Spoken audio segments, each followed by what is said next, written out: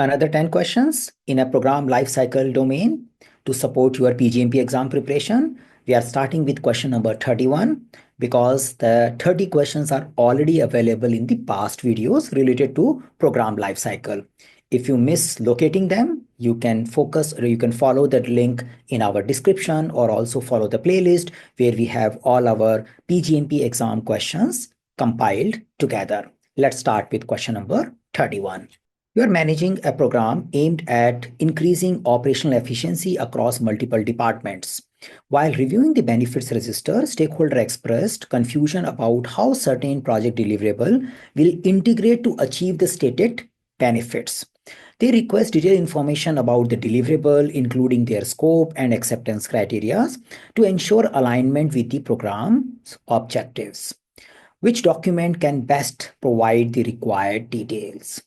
So situation is that you are reviewing the benefits register, but the question is more focusing on where I can find the detail related to deliverables, which are coming from various component projects. I'm looking for the detail related to acceptance criteria and other characteristics of the deliverable.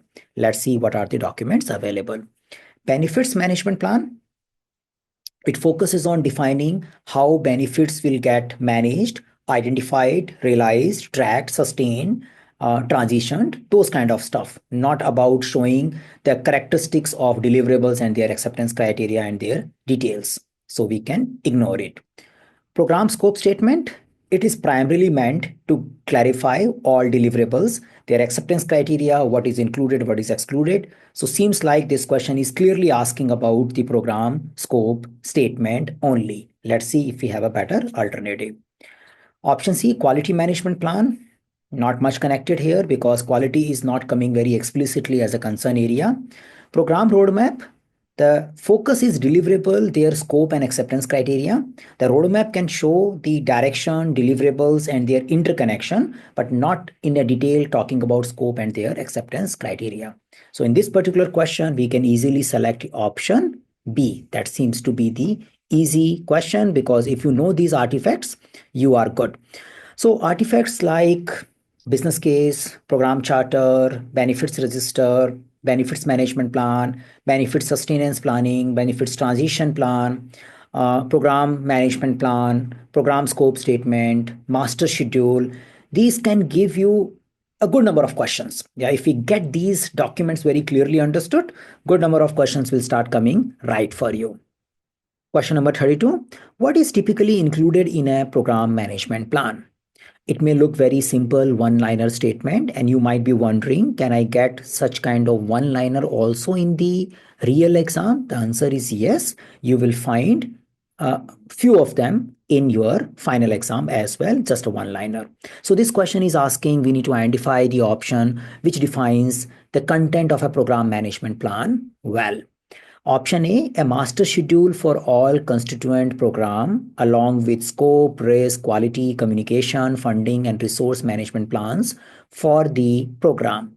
So it definitely gives me a lot of ideas which are expected to be there in a program management plan. So I consider it as a good option. Option B, scope, schedule, and budget for constituent projects to streamline forecast and variance tracking. The program management plan is not equals to project management plan of all the projects. It's not like we are summing all project management plan and saying this is your program management plan. The project management plan will be of individual component, will be giving details of scope, schedule, and budget at a level of variance tracking, not the program management plan. So I can definitely ignore it. Option C, business justification, governance plan, and benefits management plan. There is a possibility the program management plan can contain governance plan and benefits management plan, but usually we treat them as an independent entity. But business justification is not the objective of program management plan. It's a business case is the major focus area when it comes to business justification. Option D, high-level business objectives and list of stakeholders and risk strategy. So risk strategy, risk management plan can be a part of a program management plan. High-level business objective, maybe you can put it there, not that bad idea. You can show it could be a part of overall program scope statement as well, which is a part of a program management plan where you talk about business objective and then linking to the deliverable possible. Scope statement can contain that. But stakeholder register or a list of stakeholder is not a part of a program management plan. It's a separate entity. So we can fairly pick up the option A as the right answer in case of question number 32. Question number 33. Which of the following best describes the goal of program management information system? To provide stakeholders with high-level overview of program progress through reporting and dashboard. PMIS should support that, but more than that, yeah, that is something which is clearly coming out. Option B, to manage program and project information, shared knowledge, intellectual property, and documentation across constituent project/component to maximize synergy. Looks like a good idea. Now, see, in your project management world, you might have learned about project management information system and artifact management system as a two elements. But when you look at a program management content outline, they are using the PMIS as a place where you manage program level information as well as program level documents and artifacts as well. So that way, option B is looking good because it is helping you to see beyond just reporting thing, but also sharing of information, documents, and other project related and program related information to maximize the synergy. So looks like a good idea. Option C, to support change management by providing a process for recording, analyzing, and approving change across the program. So PMIS will definitely support the change management process. Yeah, that's there. But this is not the way you describe the PMIS. Yeah, it's a true statement, but it is not the PMIS alone. To serve as a repository for program data and provide periodic update to the stakeholders, it does play a role of stored information, but that's not the only thing. Yeah, there are many other things which also plays. So option B looks like more comprehensive explanation of the PMIS. Now, if you are following the exam content outline, you know that there is a task 11 in your program lifecycle domain, which talks about that define project/program management information system by selecting tools and processes to share knowledge, intellectual properties, and documents across constituent projects component to maximize synergy, saving benefits realization as per the governance framework. So this way, this task is directly pointing out to this option. I prepared this question like that only. So you can choose the option B without worrying much. Yeah. So it's always good when you are dealing with a PGMP exam, what is included in a given tool or in a given document, you stick to the references coming from the exam content outline more. Then the second area of focus could be the program management standard, which you can follow. But first focus should be the exam content outline. So this was question number 33. Question number 34. You are managing a program with multiple constituent projects. Recently, several projects have missed key deliverables deadlines. Upon analysis, you discover that many open issues were not discussed or addressed during project reviews, leading to delays. As the program manager, you need to ensure that unresolved issues do not disrupt the delivery schedule and negatively impact the program's objective. What is the best approach to address this situation? So we need to pick up the whole context. So it is clearly saying that there is a delay. And now second level analysis has been delayed and we identified it is happening because of unresolved issues. And these issues were not part of discussion also when you were doing project level reviews. Yeah, so project level reviews were not touching these issues. They were missed out issues. And now the question is also clearly saying that as a program manager, you need to ensure next time these unresolved issues should not be disrupting the delivery schedule, should not be creating a negative impact on the project objective. So how will you address this particular situation? Yeah. Option A, revisit the project level issue escalation thresholds to ensure unresolved issues impacting the delivery schedules are escalated appropriately. So this particular thing is solving the problem of the issues getting missed in our reviews. if some issues are probably impacting the delivery timelines, we need to adjust our project level escalation mechanism so they become part of our review, and then probably we can do some amount of problem solving. That looks a good idea. We can find if we can find a better idea, but this is good option. Option B, conduct additional project review meeting to ensure all open issues are resolved promptly. So say as a program manager, I cannot review all open issues. Yeah, all is a little risky thing. Maybe we can, if it had high impact issues, then it's a good idea. But what is a high impact? As per the escalation threshold. So option A talks about that we need to have a mechanism so that I find out the issues which are impacting. Yeah, that way, not necessarily I look into all the issues. Option C, create a program level master repository of all issues to track and directly manage their resolution across all projects. You can't do that. You can't do a project management for your all projects. You will be working as a mentor, coach, escalation authority for various things which are getting stuck at a project level. Yeah, so you can't do the project level issue resolution all the time. You may do it for the one which are impacting the program level objectives. Option D, have a session with a sponsor to identify how to proceed.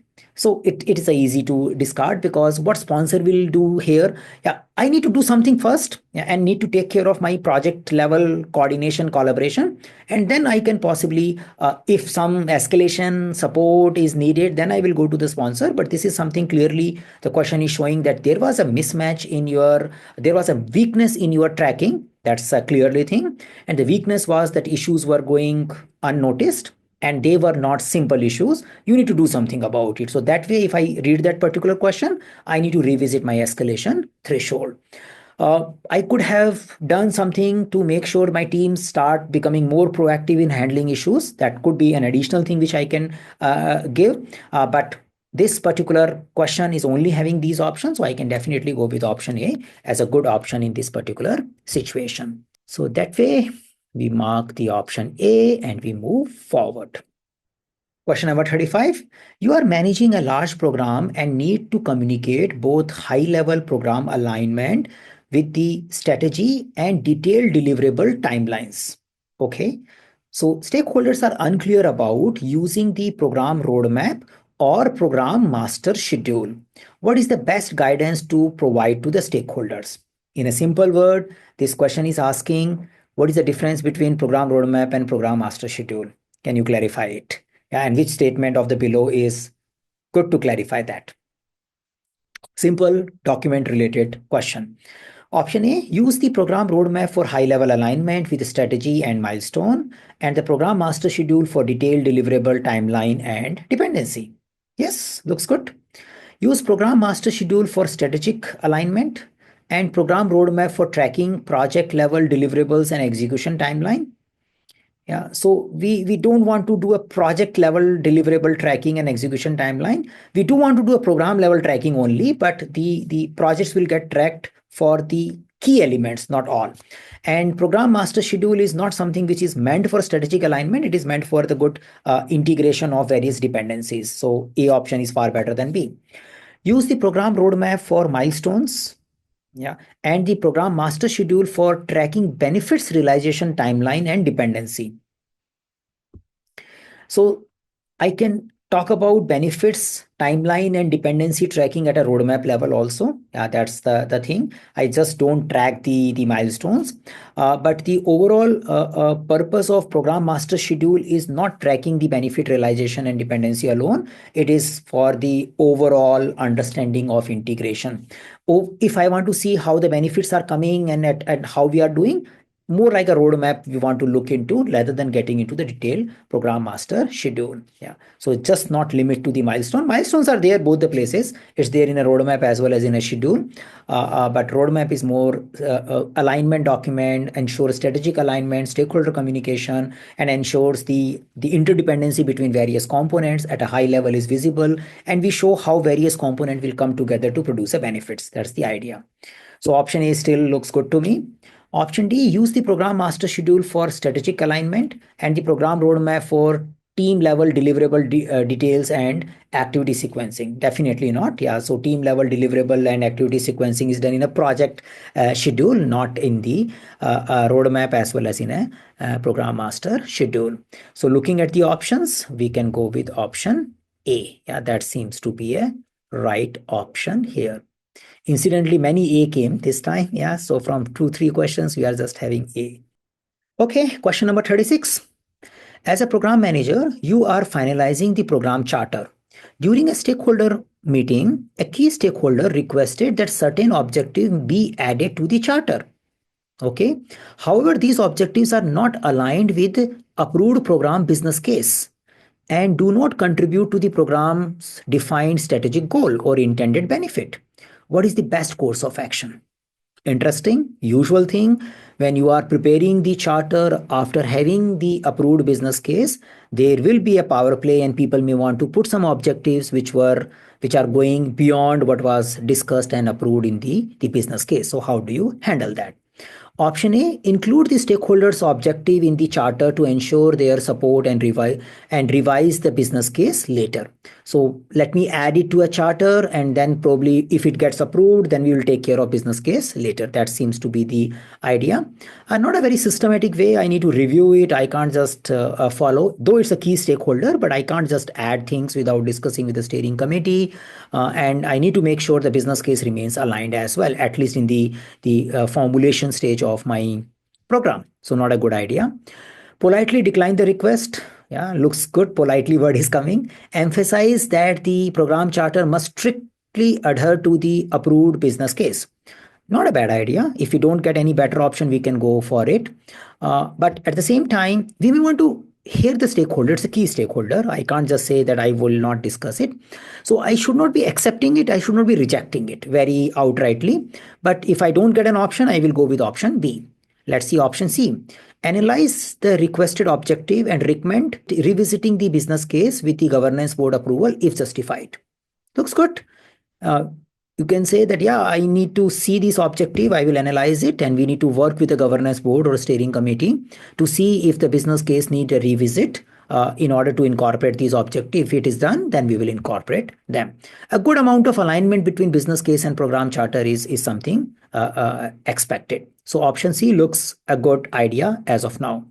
Option D, escalate the matter to the program sponsor, asking them to decide whether the objective should be included. You can do, but that is not coming as an urgent thing right now. I can analyze them, and then I am asking the steering committee, which is bigger than the charter, the sponsor alone, and I'm saying that if they approve it, we will revisit the business case and do it. So option C is little safe and clear rather than I just jump for escalation in this particular case. We can escalate. In the program management, escalation is not that bad idea. When you clearly see this is something which is going beyond your level, you need to do that. So one of the things which we need to keep in mind, the business case is prepared by program manager, the program charter is prepared by program manager. So you are contributing both the places.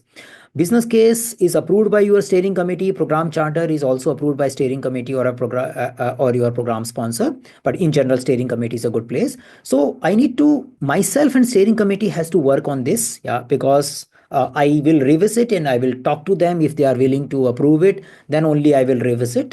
So we work in our coordination. So that way option C works good in this particular question. Question number 37. You are recently joined a program as a replacement for the previous program manager. Upon reviewing the program documents, you noticed a significant inconsistency between the program business case and program charter. Especially some objectives and scopes items listed in the program charter are not supported by the business case. So in a way, it is extending the question number 36. Yeah. So we are talking about that there is something in a charter which is not there in the business case. Maybe because the previous program manager just added things because he got a feedback in between and they were not supported but added in the charter. What should you do? So option A, immediately revise the program charter to remove objectives and scope items that are not in the business case. Okay, quick action, usually dangerous, but possible. Option B, consult with stakeholders to gather their input and update the business case to reflect the current program charter. Yeah, you can do that. You can consult the stakeholder and collect the input, and business case need to be updated, yeah, to say this is how it is. Okay, option C, highlight the inconsistency to the governance board and recommend corrective actions, including potential revision to align the documents. Now, what is the difference between B and C? So B is basically pointing to that we need to revisit the business case only. Probably the charter was right. Yeah, that's the case. Where C is saying that we have an inconsistency. Let's figure it out which one we should fix and how do we make sure they remain aligned. Yeah, that's the idea. So looks a better one. Continue managing the program as per the existing charter as it is formal document authorizing the program. So say the idea is program charter ensures alignment and it is expected to ensure continuous alignment throughout the program. We should not consider that it is made once and afterward we will not refer it frequently. That kind of mindset we can apply in our project management mindset. When we do a PMP exam, we focus on project charter, we use it initially and we hardly refer it afterwards. We focus on project management plan.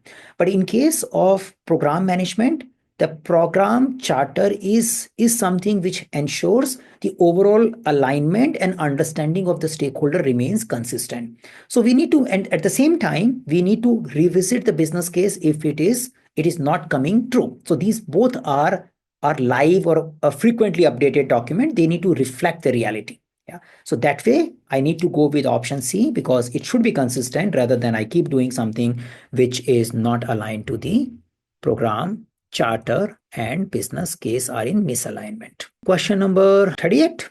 Midway through your program, the sponsor and several members of the steering committee are replaced. The key stakeholders are unfamiliar with the program's objective, scope, and progress. You want to ensure they quickly understand the program and align their expectation. Okay. Which document would you present first to provide a clear overview of the program's strategic alignment and key details? Okay. So the question started with that you have a new set of people coming in and you want to make sure that they understand the strategic objective, the overall direction before you do something else, which document you should take along to have a conversation with them. Program charter looks great. We want to make sure the program charter always reflect the high level understanding of what we are doing in this program, the program level objective, the key things which we want to achieve, that all is there in the program charter. Good place. Program roadmap, not a bad idea.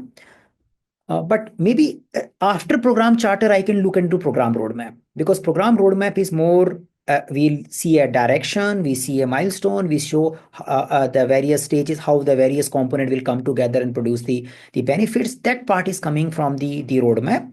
But the overall understanding of the objective, the scope, high level scope, and may not come from there. The program charter will definitely not show the progress. So the question initially spoke about progress, but afterwards the question was saying that they need to quickly understand and align their expectation. Yeah. So progress word, if continue, then program charter is not sufficient for showing the progress. Program roadmap can show some amount of progress because we keep updating the roadmap at a given stage, but it may not clarify the details of program objective and scope. So I would say there are some plus and minuses. Definitely, I want to use both of them in my real life.